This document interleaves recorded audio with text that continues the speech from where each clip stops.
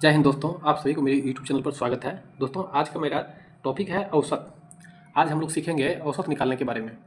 दोस्तों, औसत का चैप्टर बहुत ही आसान चैप्टर है और इसको हम और भी आसान कर देंगे। इसमें विदाउट कोई ट्रिक या कोई फार्मूला, कुछ भी एक भी फार्मूला का यूज़ नहीं करेंगे। एक सिंपल बेसिस से सभी सवाल जो ट्रिक होता है उससे भी फास्ट तरीक़ा से बनाने का प्रयास करेंगे। तो दोस्तों, आप लोग इस चैनल पर यदि नए हैं तो वीडियो को लाइक कर दीजिए और यूट्यूब चैनल को सब्सक्राइब कर लीजिए।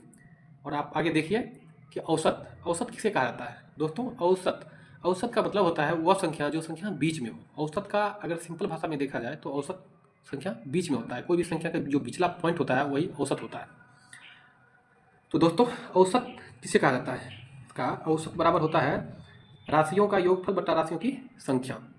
राशियों की योगफल बटा राशियों की संख्या। वैसे हम आपको कुछ फार्मूला लिखे हैं, आप देख लीजिए, बट इसका फार्मूला का यूज हम करेंगे नहीं। जैसे कि प्रथम n प्राकृत संख्या का औसत क्या होगा? n+1/2। जितना संख्या होगा उसको n से सूचित करते हैं, +1/2 करते हैं तो लगातार प्राकृत संख्या का औसत निकल जाएगा। फिर यहीं पे आता है कि प्रथम n प्राकृत संख्या के वर्गों का औसत क्या है? तो n+1 × 2n+1/6 ये वर्ग औसत है। फिर अगर इसमें आता है प्रथम n प्राकृत संख्या के घनों का औसत क्या है? तो दोस्तों, इस फार्मूला का यूज करेंगे, बट इसमें से हम कोई फार्मूला का यूज इस सवाल में हम करेंगे नहीं। नॉर्मली ऐसा यूज किया जाता है, आप लोग इससे पहले कई बार पढ़े होंगे।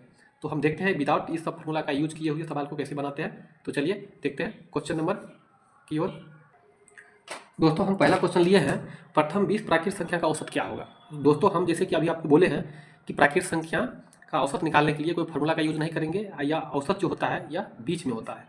तो आप देखिए कि 20 को प्राकृत संख्या है तो इसका बीचला संख्या जो होगा कौन होगा? जैसे कि 1 2 ऐसे चलते चलते चला होगा तो 10 11 और 20 तक। तो दोस्तों, 1 से लेकर के 10 तक जो संख्या है इसको बाएं तरफ से हटा दीजिए और दाएं तरफ से 10 संख्या हटा दीजिए।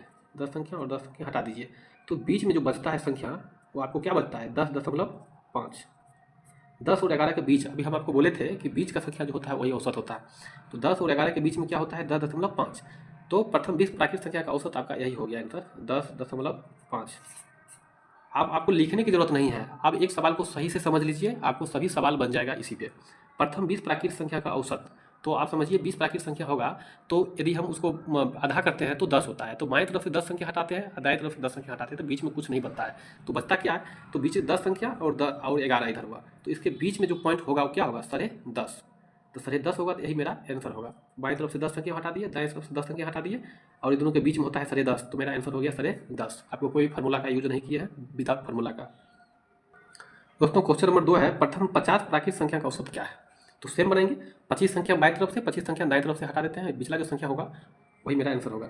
तो जैसे कि 1 2 3, अब चलिए 50 तक, 50 से 25 तक, 25 फिर यहाँ पे 26, ऐसे करते करते ये आएगा 50 तक।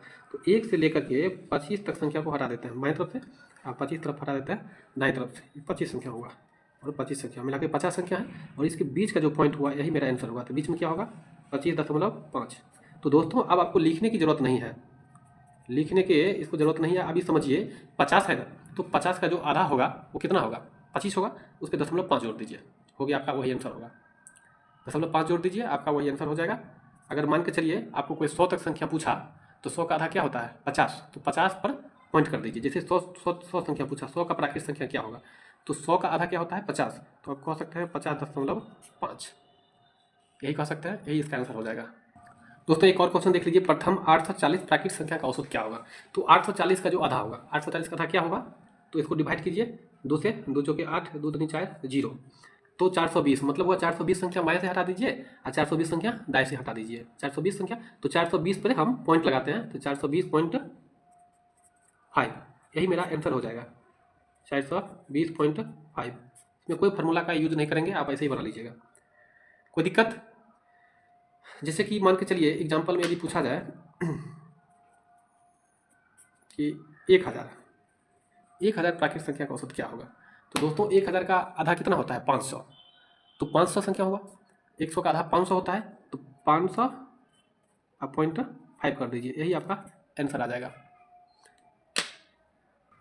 एक और क्वेश्चन देखिए, प्रथम 91 प्राकृत संख्या का औसत क्या होगा? तो दोस्तों, आप सोचते होंगे 91 का आधा नहीं होता है, तो ये समझिए कि 90 का आधा कितना होता है? तो 45।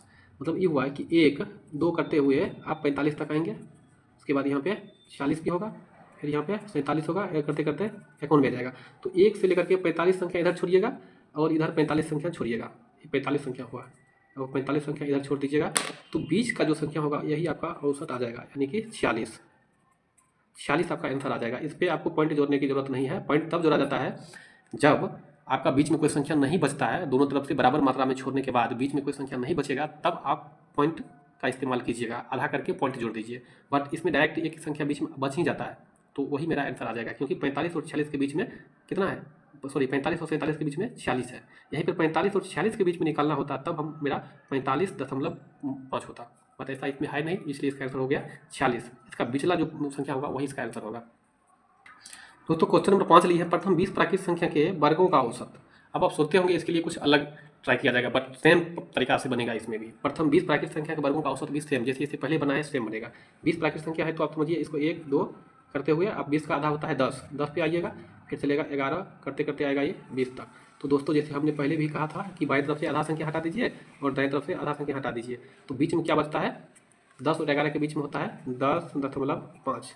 तो 10.5 जो हुआ और वर्गों का औसत है, तो इस संख्या को आप वर्ग कर दीजिए, यही आपका आंसर हो जाएगा 10.5 का वर्ग। आप इसका वर्ग कर लीजिए, वही इसका आंसर कहलाएगा। 1 से 20 तक प्राकृत संख्या के वर्गों का औसत 10.5 का होल स्क्वायर।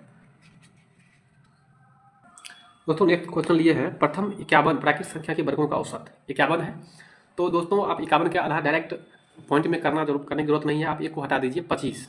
तो मतलब ये होगा कि 25 संख्या बाईं तरफ हटाना है, आप 25 संख्या दाईं तरफ हटाना है, तो बीचला जो संख्या बचेगा क्या बचेगा 26। जैसे कि आप देखिए 1 2 3 करते करते आप आइएगा 25 पर, फिर से 26 भी होगा, फिर 27 होगा और करते करते आएगा ये 51 तक। तो हमने कहा था कि एक कम कीजिए 50 का आधा 25, तो बाईं तरफ से आपको हटाना है 25 संख्या को और दाईं तरफ से भी हटाना है 25 संख्या को। इस दोनों में 25 संख्या हुआ, 25 25 50 और एक हुआ तो 51 संख्या हुआ। तो पिछला संख्या जो हुआ यही मेरा हो जाएगा इसका औसत, बस इसको वर्ग करके, इसका वर्ग करके होगा तो 26 का आप जो है स्क्वायर कीजिए, यही आपका आंसर कहलाएगा। 26 का जो वर्ग होगा यही इसका आंसर होगा। प्रथम 51 प्राकृत संख्या का वर्गों का औसत 26 का स्क्वायर होगा। क्वेश्चन नंबर 7, प्रथम 200 प्राकृत संख्या के वर्गों का औसत क्या होगा।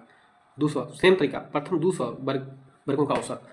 तो दोस्तों 200 का था 100 पर आप 0.5 जोड़ दीजिए, हो गया, उसी का वर्ग कर दीजिए, आपका आंसर आ गया। जैसे कि देख लीजिए 1 2 करते करते आप आइएगा 100 तक, फिर आइएगा 101, उसके बाद ऐसे करते करते आप आइएगा 200 तक। तो दोस्तों सोचिए कि आप बाएं तरफ से 100 संख्या को हटा दीजिएगा और तो दाएं तरफ से भी 100 संख्या को हटा दीजिएगा, तो आपके पास बचेगा इसमें कुछ भी नहीं। जब कुछ नहीं बचता है तो इस दोनों के बीच में 100 और 101 के बीच में जो संख्या होता है वही होता है इसका औसत। तो इस दोनों के बीच में क्या होगा 100.5, यही आपका, इसी का वर्ग कर दीजिए, इसी का वर्ग का आंसर हो जाएगा 100.5, यही आपका आंसर आ जाएगा। दोस्तों 8वां क्वेश्चन है, प्रथम 10 प्राकृत संख्या के घनों का औसत। इस बार हम लिए हैं घनों का औसत, इसको भी सेम फॉर्मेट में बनाएंगे। 10 प्राकृत संख्या है तो 10 का आधा 5, तो 5.5 का क्यू कर दीजिए, आपका आंसर आ गया। जैसे कि आप देखिए 1 2 और 10 का आधा 5 होता है, 5 तक आइएगा, फिर 6 करते करते आएगा 10 तक। तो हमने क्या कहा था, बाएं तरफ से बराबर मात्रा में और दाएं तरफ से बराबर मात्रा में संख्या को हटा दीजिए। बाएं तरफ से हम 5 को संख्या को हटा दिए, दाएं तरफ से 5 संख्या को हटा दिए, तो ये दोनों के बीच में क्या होगा 5.5। ये दोनों के बीच में या तो दोनों को जोड़ करके हाफ कीजिए या ये समझिए कि दोनों के बीच की जो संख्या होगा वही होगा, एक के बाद होता है। तो 6 5 11 को भी आधा करते हैं तो वही होता है, इसलिए हम इसी पे 0.5 जोड़ देंगे तभी भी बराबर ही होगा। तो 5.5 का घन कर दीजिए, यही आपका आंसर आ जाएगा। तो यहाँ क्या करते हैं 5.5 का घन कर दीजिए, आपका आंसर आ जाएगा। दोस्तों क्वेश्चन नंबर 9 लिए है, प्रथम 31 प्राकृत संख्या के घनों का औसत क्या होगा। तो 31 लिए है इस पर, तो 31 का आप डिवाइड कीजिएगा तो पॉइंट में चला जाएगा। आप ऐसा समझिए कि 1 को हटा दीजिए, बचेगा कितना 30 का था 15, तो 15 संख्या बाएं तरफ से या 15 संख्या दाएं तरफ से हटाना है और पिछला संख्या जो बचेगा वही आंसर होगा। तो 15 संख्या बाएं तरफ हटाते हैं, 1 2 करके आप आते हैं 15 तक, फिर 16 17, ऐसे करते करते आप आते हैं 31 तक।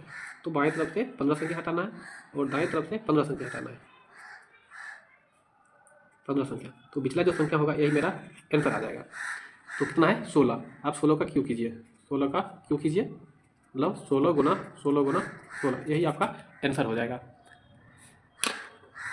दोस्तों 3 क्वेश्चन लिए हैं, प्रथम 400 प्राकृत संख्या का औसत, 11 नंबर क्वेश्चन प्रथम 61 प्राकृत संख्या के वर्गों का औसत, 12 नंबर क्वेश्चन प्रथम 50 प्राकृत संख्या के घनों का औसत। ये आप लोग को होम टास्क का है, या कमेंट में जवाब दीजिएगा। दोस्तों यदि वीडियो पसंद आया हो तो प्लीज़ चैनल को सब्सक्राइब कर लीजिए, लाइक कीजिए और दोस्तों में वीडियो को शेयर कीजिए। हम इसी तरह कंटेंट आपके लिए लेकर के आते रहेंगे। तब तक के लिए धन्यवाद।